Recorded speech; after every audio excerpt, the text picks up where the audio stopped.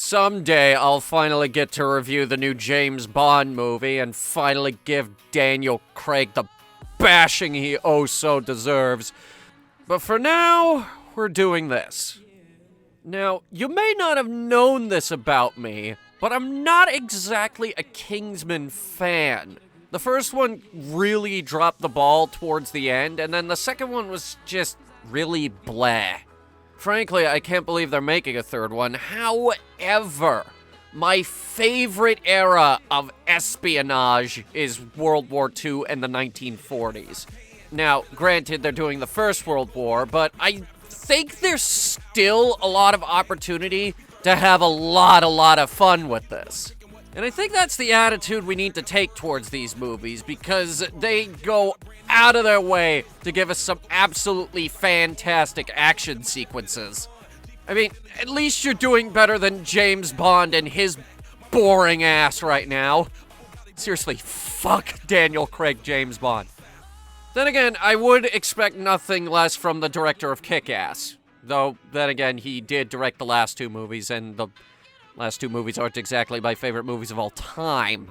I also don't have much to say about the cast, mostly because I'm not familiar with any of them. But Rasputin is in this, so, yeah, he's getting back in the public eye, isn't he? Also, this is the guy who directed Stardust, and yeah, I kinda liked Stardust. That was a fun movie. Another thing this movie has going for itself is that Kingsman never takes itself very seriously. Which is good, because it absolutely shouldn't. It's supposed to be kind of ridiculous. Unlike James Bond right now, who is so serious I'm afraid he's gonna have a brain aneurysm at any point. Seriously, come on! And don't be delaying that film one more time, because I swear, this could potentially be the showdown that I've been looking for. James Bond versus a new up-and-coming franchise, because James Bond is so convoluted and garbage, nobody knows what it is anymore. And Kingsman is just kind of blah.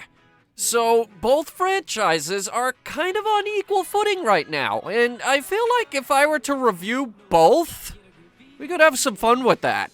Have a lot of comparisons drawn to each film. If I were to do that, though, we probably wouldn't see a review for this movie until January, because this is coming out December 22nd. I don't know, let me know if you guys really want me to do that, because I'm kind of down with that. Another thing Kingsman has going in its favor is that we don't have enough of these bombastic, over-the-top action movies anymore. Or at least none of them that are very, this visually impressive looking.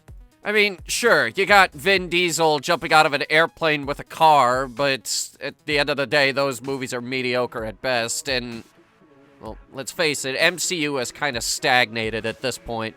And I am all for this particular time period, back when espionage was still kind of becoming a thing, and if this ends up being, sort of a setup movie to another one that they set during World War II, that would be the best thing ever. The first half of the 20th century had so much spy stuff going on. It's a fucking gold mine. You could do so much with it.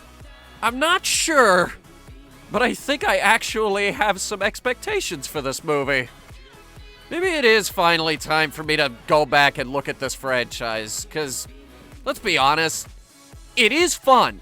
It just sort of blundered a bit with Golden Circle. So, we'll see what happens. The trailer is down in the description below, guys. My name is Hunter, and that's my impression. There once was a guy who created a machine, a thing that would take people to and from some other world. And when he arrived, he had run into a pony who smiled and decided that they both should go see a film. When that movie sucked, they decided to join forces, and then they created a new show called Hunter Reviews.